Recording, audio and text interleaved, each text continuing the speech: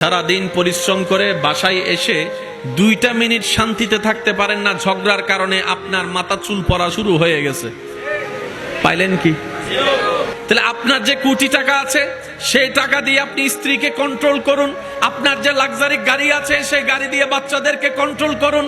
যদি ঘরের মধ্যে কন্ট্রোল না হয়, স্বামী কন্ট্রোল না হয়, স্ত্রী কন্ট্রোল না হয়, সন্তান কন্ট্রোল না হয়, সে ঘর থাকে না, জাহান্নাম হয়ে যায়, জাহান্নাম হয়ে যায়, জাহান্নাম হয়ে যায়।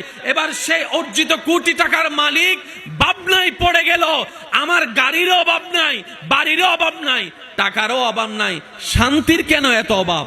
শান্তির কেন এত অভাব? প্রশান্তির কেন এত অভাব? তখন তার মন তাকে উত্তর দেয়, তুই দুনিয়া অর্জন করেছিস, ঠিক আছে, তোর ভাইয়ের তুলনায় তোর টাকার আধিক্যতা বেশি, সেটাও ঠিক আছে, তোর চাস্তো ভাইয়ের তুলনায় তোর গাড়ি 2টা বেশি, তাও ঠিক আছে, কিন্তু তুই আসল মালিককে রাজি করতে পারস নাই, আসল মালিককে রাজি করতে পারস নাই।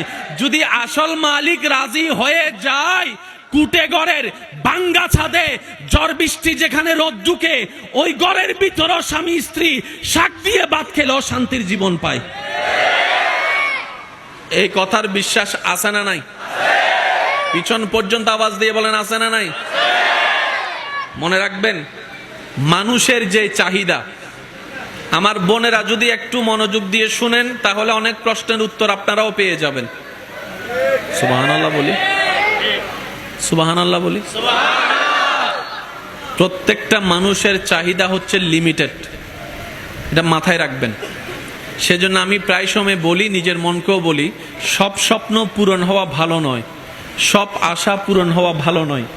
মানুষ বেঁচে থাকে আশা নিয়ে, স্বপ্ন নিয়ে, প্ল্যানিং নিয়ে।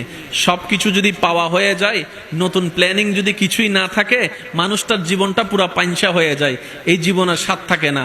আর মানুষের একটা অভ্যাস কি জানেন? যতদিন আইফোন কিনতে পারে নাই, তার মনের চাহিদা ছিল একদম চরম পর্যায়ে।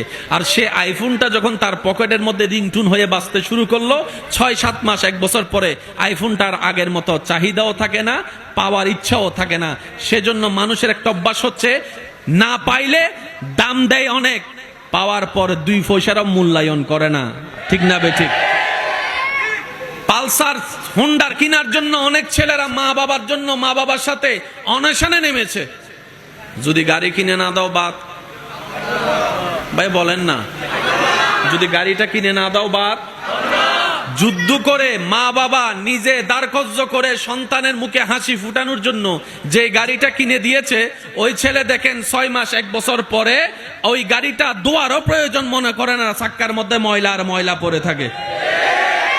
বাস্তব না বাস্তব? আপনারা বলেন, আরো জোরে বলেন। ইস, আমি যদি বিদেশ যাইতে পারতাম, জায়গা জমিন সব বিক্রি করে হলো বিদেশ চলে যেতাম। যারা যেতে পারে নাই তাদের চাওয়া এটা, আর যারা গিয়েছে বিদেশে, কষ্টের পর কষ্ট, মহা কষ্ট, তারা বারবার বলে, কেন যে বিদেশে আসলাম, কেন যে বিদেশে আসলাম। সেজন্য মনে রাখবেন ভাইয়েরা, সব চাওয়া পূরণ হওয়াও ভালো নয়, সব ইচ্ছা পূরণ হওয়া ভালো নয়। সেজন্য আমরা আমাদের ইচ্ছা, স্বপ্ন, কোনটা আমাদের জন্য ভালো, কোনটা খারাপ, আমরা তো জানি না। আজকে যারা ভালো লাগে, কালকে তারা 2 চোখেও দেখতে ইচ্ছে করে না, এমনও পর্যন্ত আছে। কথা বলেন ঠিক না? সেজন্য আমি সবার উদ্দেশ্যে বলি, শ্রদ্ধা এবং ভালোবাসার সাথে নিজের জীবন কেন্দ্রিক প্রত্যেকটা বিষয়কে খুশি মনে রবের সন্তুষ্টির উপর ছেড়ে দেন, রবের ইচ্ছার উপর ছেড়ে দেন, রবের সন্তুষ্টির উপর ছেড়ে দেন। দেখবেন রব্বুল আলামিন আপনার জীবনকে এমন ভাবে সাজাই দিবে, আপনি কল্পনাও করতে পারবেন না, এমন সুখ আপনার জীবনে দান করবেন। আর একটু বড় করে বলতে যাবে সুবহানাল্লাহ। আমার কথা শুনতে পাচ্ছেন তো আপনারা? অসুস্থ হলে ভালো জিনিসও মুখে ভালো, জ্বর হলে তিতা তিতা লাগে। নিজের আদরের সন্তানও যদি কানের পাশে এসে জ্ঞান জ্ঞান করে, নিজের শখ করে বিয়ে করা বউটাও যদি সামনে এসে একটু 2 কথা বলে, মেজাজটা 420। কারণ শরীরে যখন অশান্তি লাগে, কিচ্ছু ভালো লাগে, জোরে বলেন না, কিচ্ছু ভালো লাগে। আমি বলতে থাকবো, আপনারা শুধু আওয়াজ দিয়ে দিয়ে বলবেন, ডাক্তারের শরীর অসুস্থ হলে কিছু ভালো লাগে, বক্তার শরীর অসুস্থ হলে কিছু ভালো লাগে, আলেমের শরীর অসুস্থ হলে কিছু ভালো লাগে, মা বাবার শরীর অসুস্থ হলে কিছু ভালো লাগে, দুনিয়াদারি ভালো লাগে, ব্যবসা বাণিজ্য ভালো লাগে, চাকরি ভালো লাগে, পছন্দের জিনিস ভালো লাগে। কিন্তু আইয়ুব আলাইহিস সালাম আল্লাহর নবীর যখন সারা শরীরে অসুস্থতা, তখন তিনি সেই অসুস্থতাতে নিয়ে ইবাদত করতে লাগলেন, সিজদা রবের দরবারে দিতে লাগলেন, সুবহানাল্লাহ।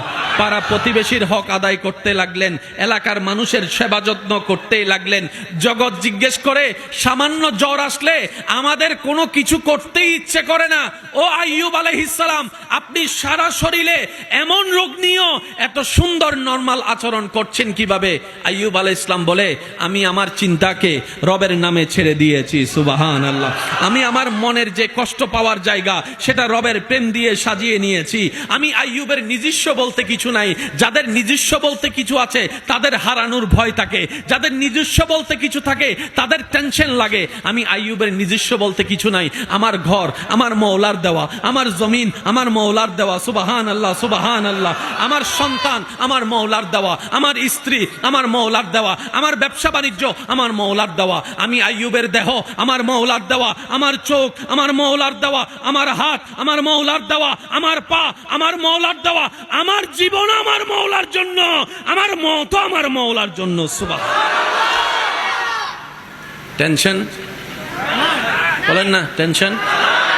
আমি সবার মুখে শুনতে চাই টেনশন।